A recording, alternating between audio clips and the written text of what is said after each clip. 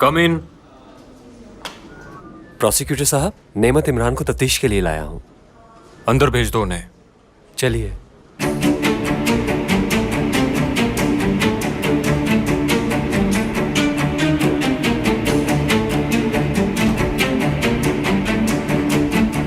आखिर तुमने मुझे अपने ऑफिस बुला ही लिया। अब खुश हो तुम क्या? हाँ बोलो, क्या मसला है तुम्हें?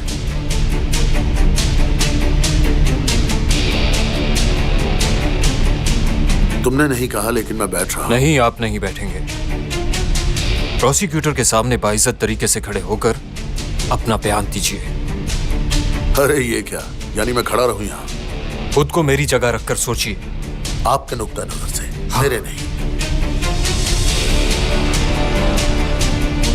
तुम भी आबरू वाले केस में यूं ही खड़े थे ना, दूसरे प्रोसिक्यूटर के सामने। तो तुम मुझे बताओ कि अदब से कैसे खड़े होते हैं, मैं सीख जाऊंगा और उसी तरह खड़ा हो जाऊंगा यहाँ पर। हम इस पर बात करेंगे और हमारी बात हर चीज पर होगी। फिलहाल हम आपके बिजनेस से आगाज करते हैं। और क्या है वो? मुझे भी तो पता चले कि क्या मामला है। आपके खिलाफ शिकायत है कि अपने साथ काम करने वालों को कि आप उन्हें डराते हैं, धमकाते हैं और भी काफी कुछ करते हैं आप उनके साथ। धोखेबाजी की शिकायत भी दर्ज है इसमें। ये चीजें हमारे काम का प्रोसीजर है, तुम नहीं समझोगे, क्योंकि तुम बचपन से ही कम अक्ल थे। इतना काफी है मेरे लिए। काफी लॉकअप्स खाली हैं यहाँ। वो दिन दूर नहीं है जब आप इन सलाखों के पीछे होंगे। एक और बात, आज के बाद आपका सुकून खत्म हो गया और मेरा वादा है कि रात को भी आप चैन की नींद सो नहीं पाएंगे। बस यही बात थी?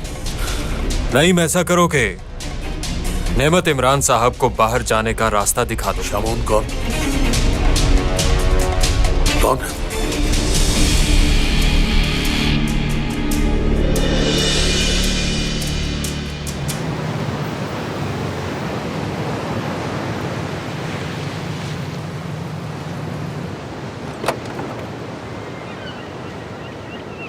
चलो अब उतर भी जाओ।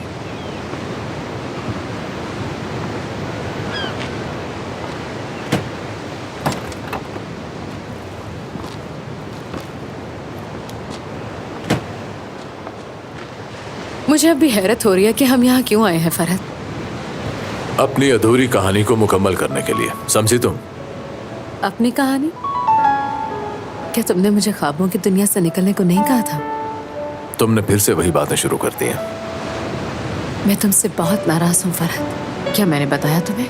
बहुत दफा बताया। अरे वाह, तुम तो मुस्कुरा भी सकते हो। हालांकि मुझे लगता था कि शायद तुम इसलिए नहीं मुस्कुराते कि कहीं मफलूज ना हो जाओ, लेकिन तुम मुस्कुरा रहे हो। क्या बात है? तुम बातें बहुत करती हो।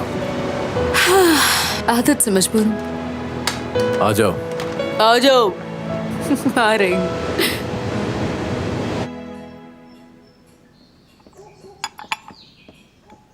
नेमत,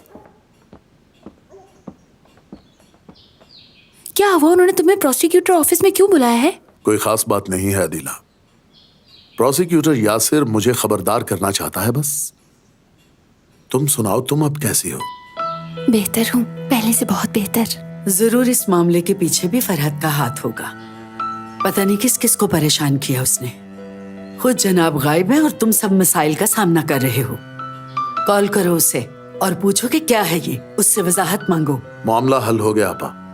मेरा कोई भी कुछ नहीं बिगाड़ सकता, ना वो प्रोसिक्यूटर, ना फरहत और ना ही कोई और। मैं यशफा या गुलशन का नाम दोबारा इस घर में नहीं सुनना चाहता। अंकल, आप ज्यादा गुस्सा मत हो प्लीज। ये सच है विल्दान, अंकल ने हमेशा इस घर के बारे में सोचा है।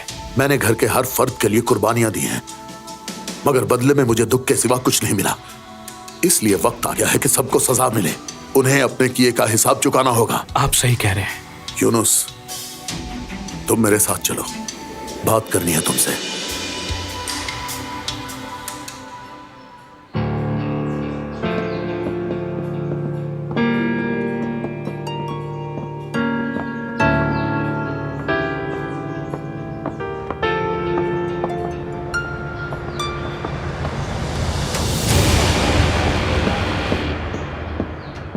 अंकल, अंकल प्लीज अपने आप को संभालिए।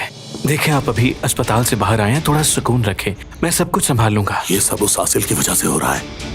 मुझे खत्म करना चाहती है वो, तभी उसने फरहत को अपनी तरफ माइल कर लिया है। आप फिक्र ना करें। आसिल ने तबाह की है हर शय, और फरहत भी उसके इश्क में अंधा हो चुका है। मैंने मारने का हुक्म दिया था उसे, लेकिन वो खुद उसके हाथों मारा गया। अगर ऐसा है तो हम उसे खत्म कर देंगे, जैसा आप कहेंगे वैसा होगा, बस आप हुक्म करें। क्या तुम मेरा साथ दोगे इस काम में?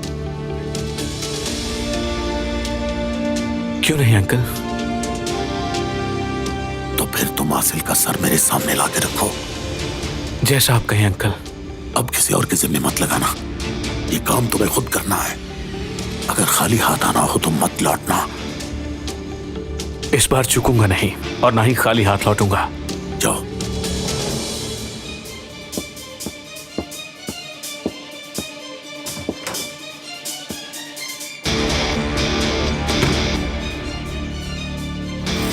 फरहत भाई और आसिल भाभी के कपड़े तैयार करो गुड़िया।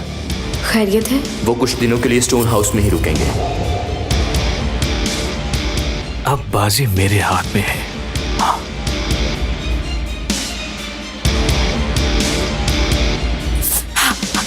रख दो, छोड़ दो इसे, गर्म है ये। मैंने तुम्हारे कहने पे छोड़ दिया, गिर भी सकता था। चलो। क्या तुम्हें दर्द है अब तक? पहले था, अब बिल्कुल ठीक हूं मैं। चलो शुक्र है तुम ठीक हो गए। डॉक्टर अच्छी थी मेरी। मरीज भी काफी बहादुर था। मरीज तो लाइलाज था। आओ बैठो। मेरा मानना है कि वक्त सारे जख्म भर देता है। जरा अपनी बात पे फिर से गौर करो।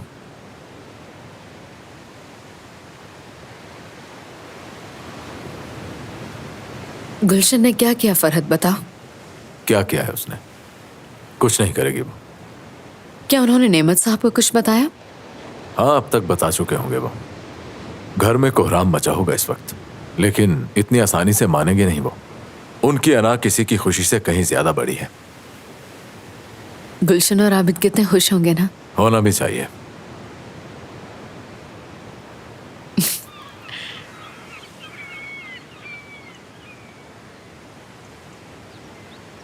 एक तो समझ नहीं आती कि तुम कब, किस वक्त, किस बात में हंस दो।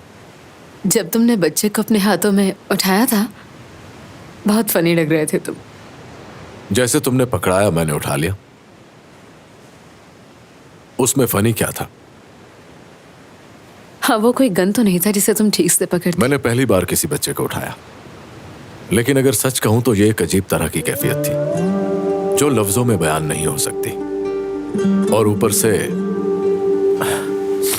उसका नाम फरहत। वो कितना मासूम था ना। हाँ, मेरे जैसा नहीं था। वो हर गुनाह से पाक है, हालांकि फरहत है वो। इसी चीज ने मुझे सोचने पे मजबूर किया। आज तुमने बहुत अच्छा काम किया डिलीवरी के वक्त। तुमने भी। देखो, तुम मुझसे इस तरह की बातें मत किया करो, मैं शर्मिंदा हो जाता हूं, तुम जानती हो। फरहत, हम सहर आंटी को बिना बताए यहाँ पर आ गए हैं, क्या वो हमारे लिए परेशान नहीं हो रही होंगी?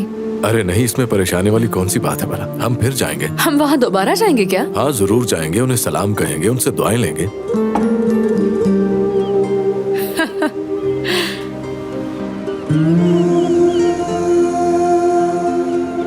अब तुम किस लिए हंस रही हो पता नहीं। अब क्या हुआ है? तुम्हें नहीं लगता कि अगर हमने यहाँ रहना है तो हमें कुछ लकड़ियों की जरूरत पड़ेगी? अरे हाँ, ये तो मेरे ज़हन में ही नहीं था। मैं देखता हूँ लकड़ी काफी है या नहीं। कुछ तो पड़ी है यहाँ पे।